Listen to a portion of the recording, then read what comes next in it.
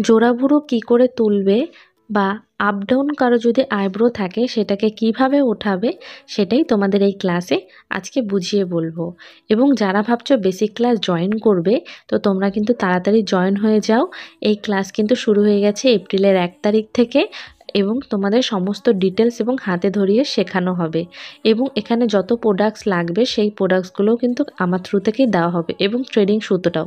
আমি যে এখানে ট্রেডিং সুতোটা ইউজ করেছি সেটা ছিল অর্গানিকা। সুতোর মধ্যেও কিন্তু অনেক ধরনের ভ্যারাইটি থাকে, তাই তোমাদের বলে দিচ্ছি তোমরা কিন্তু অর্গানিকা সুতোটাই নেবে।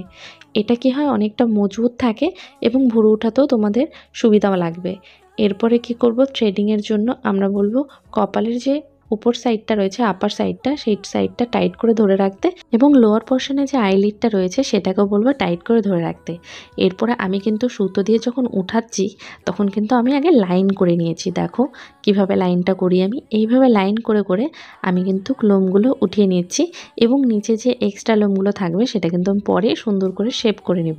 আর তোমরা যতবার এইভাবে সুতো টানবে তাহলে কিন্তু একটা লাইন চলে আসবে, দেখতেই পারছো লাইনটা এরকম একটা লাইন চলে আসবে।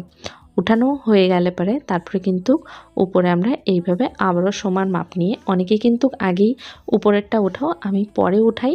আর আমি কিন্তু একটু মোটা রাখারই চেষ্টা করি, অনেকে থাকে মোটা ভুরু চায় বা মাউন্ট শেপের ভুরু চায়, তো সেই জন্য কিন্তু আমি একটু মোটাই। এরপর যখন লেফট সাইডে আমি ভুরুটা উঠাচ্ছি তখন কিন্তু আমি পেছন দিকটা দাঁড়াবো এবং যেই মাপে আমি আইব্রোটা উঠিয়েছি ফ্রন্টেরটা সেই মাপেরই কিন্তু আমরা লেফট সাইডেরটাও করব।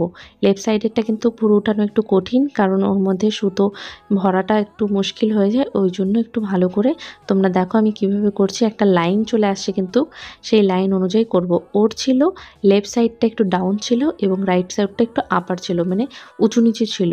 তো সেটা তোমরা দেখলেই বুঝতে পারবে। ওর লিডটা যেহেতু ছোট ছোট তো ওই জন্য ওর ভুরুটা কিন্তু একটু ডাউন দিকে আছে। আমরা কিন্তু ভুরু উঠানোর সময় ডাউনের দিকে করব না, আমরা উপর পোর্শনটা কম কাটবো, নিচের পোর্শনটা কিন্তু বেশি উঠাবো। এইভাবে তোমরা যদি উঠাও তাহলে কিন্তু ওর যে লোমের ডাইরেকশনটা থাকে সেটা কিন্তু আর নিচের দিকে আসবে না, ওই জন্য উপর দিকে টেনে টেনে উঠাতে হবে। এইভাবেই কিন্তু শেপ করবে এবং ওর ভুরুটা কিন্তু মাউন্ট শেপে দিচ্ছি। রাউন্ড শেপ, যাদের ভুরু রাউন্ড শেপের থাকে তাদের ভুরুতে কিন্তু রাউন্ড শেপ হয়, যাদের ভুরু মাউন্ট শেপ থাকে তাদের ভুরু কিন্তু মাউন্ট শেপের হয়। এইভাবে কিন্তু শেপ অনুযায়ী তোমরা করবে। যারা প্রথম প্রথম ভুরু উঠায় তাদের কিন্তু একটু লাল বা অ্যালার্জি হয়ে যাওয়ার সম্ভাবনা বেশি থাকে, তখন কিন্তু অ্যাস্টেনজেন্ট লোশন দিয়ে দেবে।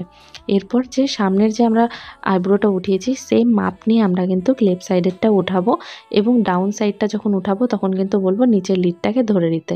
এতে কি হবে, লোমগুলো ভালো উঠবে এবং ব্যথাটাও কম লাগবে এবং স্কিন কেটে যাওয়ার ভয় কম থাকবে। যারা নতুন তারা কিন্তু ডাইরেক্টলি আগে কারো ভুরুতে উঠাবে না, তোমরা আগে প্র্যাকটিস করবে, পেপারে হোক হাতে হোক পায়ে হোক প্র্যাকটিস করবে, তারপরেই কোনো ক্লায়েন্টের কপালে ভুরুতে তোমরা করতে পারো। যখন প্র্যাকটিস করবে তখন প্রথমে কপালে করবে, তারপর আইব্রোতে করবে। ভিডিওটা তোমাদের জন্য কতটা হেল্পফুল হলো অবশ্যই কিন্তু জানিও। Thanks for watching video.